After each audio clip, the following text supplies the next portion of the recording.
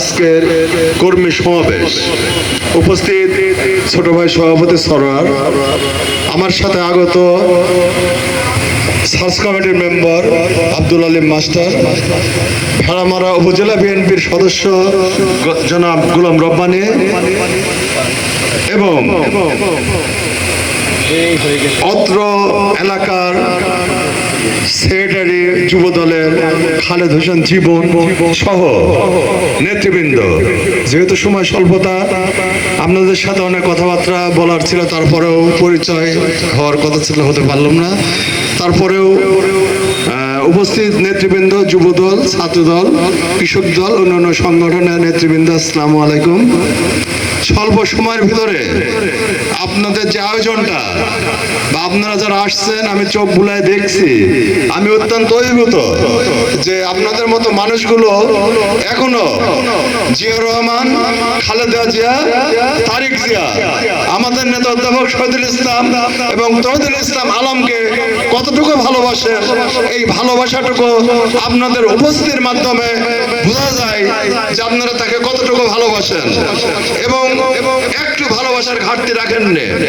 তবে আজকে ৮ নম্বর ওয়ার্ডে এসে যার কথা আমার বারবার মনে পড়ছে, আব্দুল ওহাব, যিনি সাংগঠনিক সম্পাদক ছিলেন, উনি তার অল্প বয়সে মারা গেছে। মারা যাবার কারণটা ছিল তার নামে বিভিন্ন রকম মামলা ছিল। মামলার কারণে সে বাড়িতে থাকতে পারতো না, হয়তো পাশের ঝাড়, হয়তো ধানের খোলা বা বিভিন্ন জায়গায় সে চলাফেরা করতে যায়।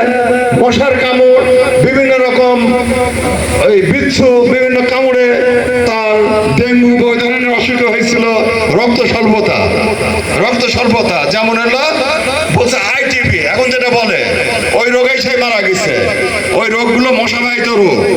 আজকে যদি ফ্যাসিস্টরা এই ধরনের আচরণ না করতো, যদি আমাদের ওর মতো আমাদের আরো নেতাকর্মী যারা বিভিন্ন সময় আপনারা বিভিন্ন মামলার আসামি হয়ে ঘরে থাকতে পারেননি, বিভিন্ন সময় তারা ওরা আপনাদের পরিবারকে সময় দিতে পারেননি, তারা আজকে যে ঐক্যবদ্ধ হয়েছেন এবং ওই ফ্যাসিস্টের হাত থেকে 5 আগস্ট মুক্ত হওয়ার পরে আজকে আপনারা যে মুক্ত মনে দুটো কথা বলছেন, আপনাদের সাথে একত্রিত হয়েছি, এটাই হলো আমাদের আজকের পাওয়া।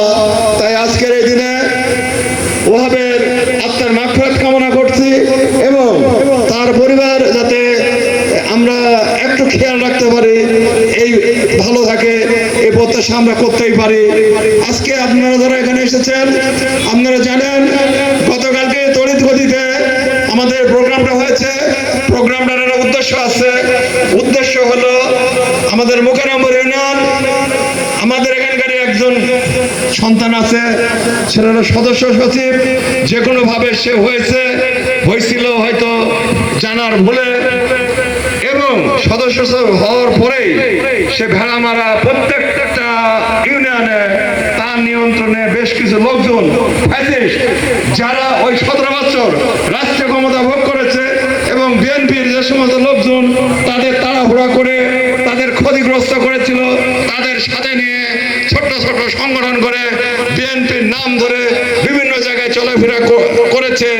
করলেও 5টা ইউনিয়নে হেরে গেলেও ওর থাবা পড়ে আমাদের মুকাররমপুর ইউনিয়নের উপর। এবং একাধিকবার আমাদের যে সমস্ত আমরা লিস্ট করেছি, আমরা তো সহজ সরল মানুষ, আমরা রাজনীতি করি, কিন্তু ওই রাজনীতি আমরা করি না। আমরা প্রত্যেকে কর্মজীবী মানুষ, আমরা কর্ম করে খাই, কিন্তু তাদের হ্যান্ড টু মাউথ, তাদের হাত এবং মুখ যদি না থাকতো তাহলে তারা চলতে পারতো না। তাই তাদের পেশাই হলো এটা।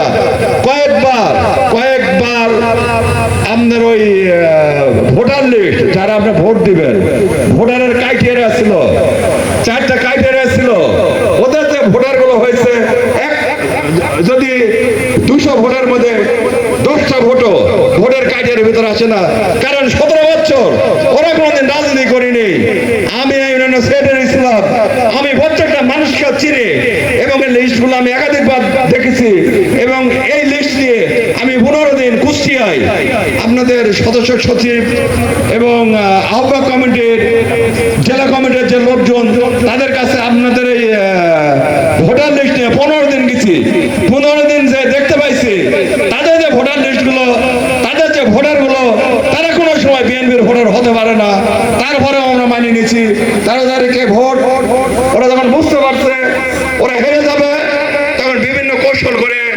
ভোটটাকে বানচাল করে দিয়েছে। এখন ওরা বলছে ভাগাভাগি করব রুটি। ভাগাভাগি করার জিনিস কি এটা? এই যে যে সমস্ত নেতা নেতৃবর্গ আপনাদের সামনে যদি রাজনীতি না করা একটা লোক সেক্রেটারি হয়ে আসে, সভাপতি হয়ে আসে, তাই না? আপনাদের তো দীর্ঘ পথ চলতে হবে, আপনাদের তো নেতা আছে, সেই নেতার নেতৃত্বে চলতে হবে। ওই তারা কি চলবে? তাই ভাগাভাগি রাজনীতিতে আমরা বিশ্বাস করি না। আমরা আগামী দিনে ভোটের মাধ্যমে কিংবা হাত তোলার মাধ্যমে আমরা এই কমিটি গঠন করতে চাই। আপনারা ক্ষমতা আছেন? সবাই হাত তুলে দেখান। আমরা আগামী দিনে হয়তো 2-1 ভিতরে আমাদের ভোটের ব্যবস্থা হবে। সেই ভোটে আমরা অংশগ্রহণ করব। কোনো ভাগাভাগির ভিতরে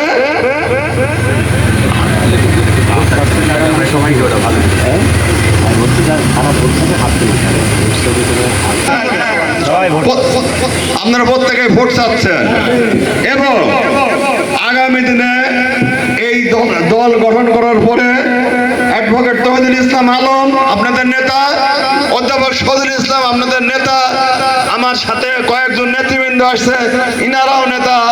এখানে ছবি উঠানো থাকলো। আপনাদের সবাইকে নিয়ে আগামী দিনে পথ চলবো এই প্রত্যাশা রেখে আমি আমার সংক্ষিপ্ত বক্তব্য শেষ করছি।